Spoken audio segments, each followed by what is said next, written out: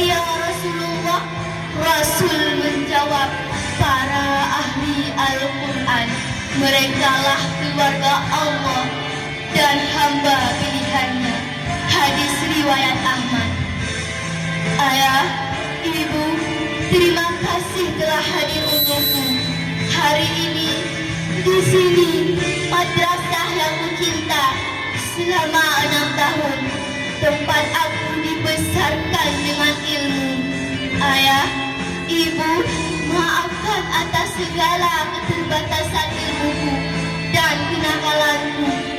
Ayah, ibu, terima kasih atas perjuanganmu. Semoga Allah selalu melindungimu.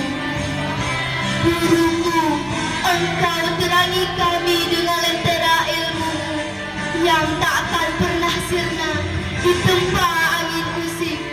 Engkau membuat hidup kami berwarna.